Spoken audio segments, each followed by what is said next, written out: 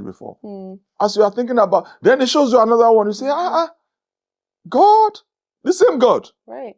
The same God.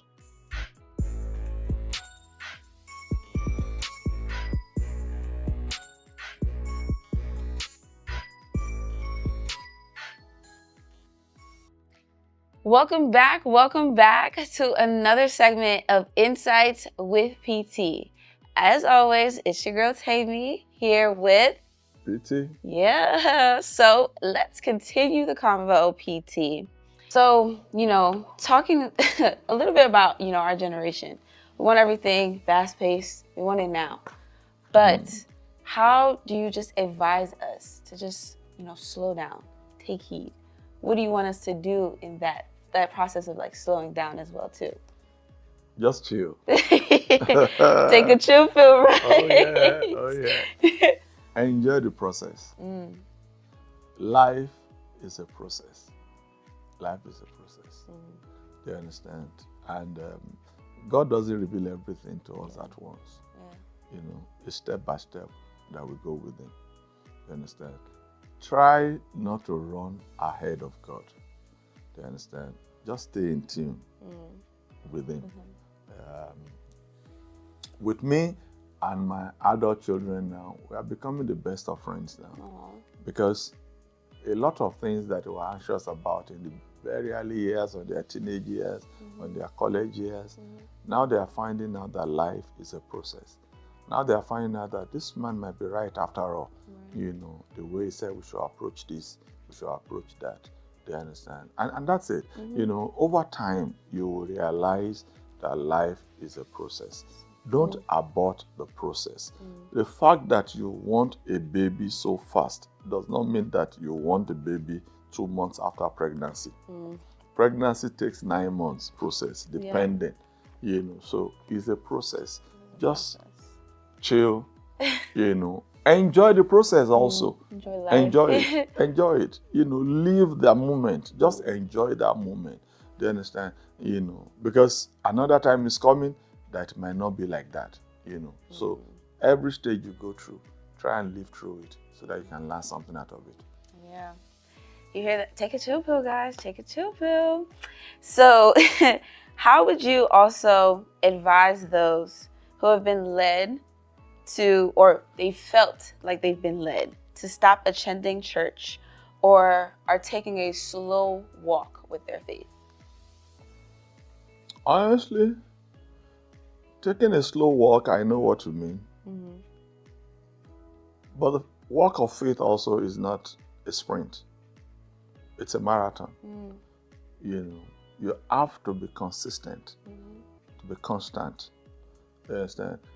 There will be times that you will have disappointments, but you have to go above that disappointment.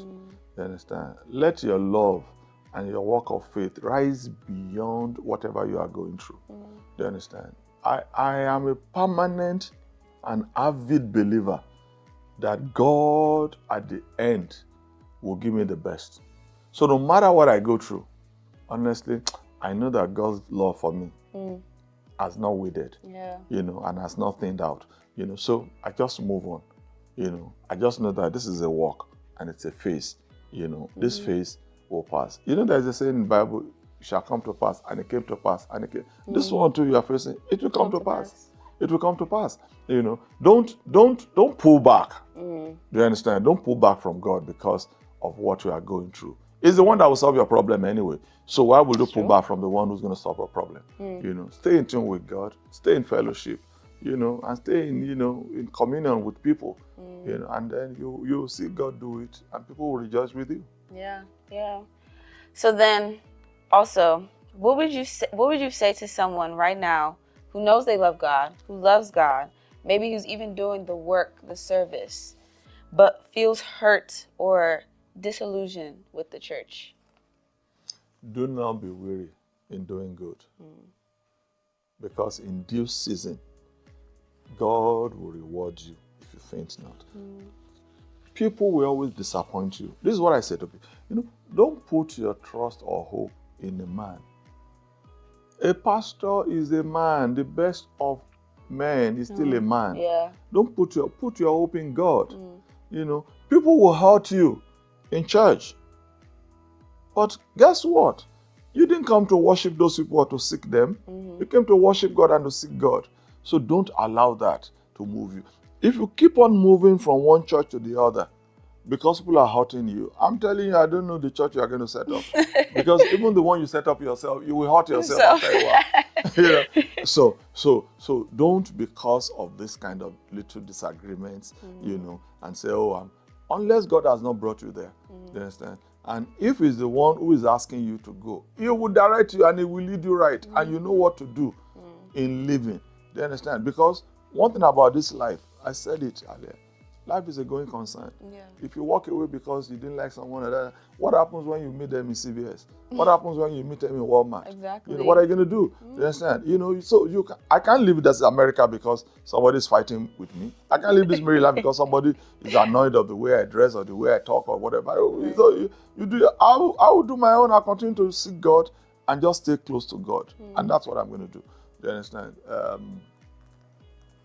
God showed me a vision one day, many years ago, when I was complaining about people leaving, you know, especially people that you have trained and have become very close to you, and because we're not offense and they leave. And God said to me, you are a bus driver.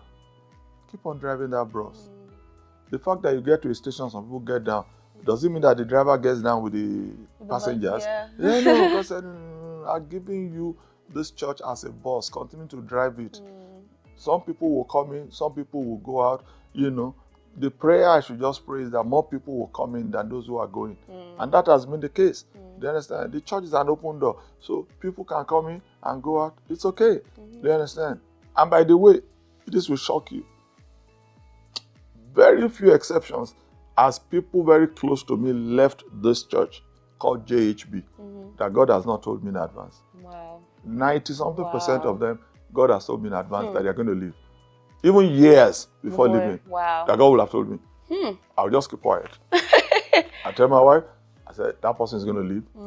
I said, but just hold your peace. She said, how did you know? I said, don't worry, God told me.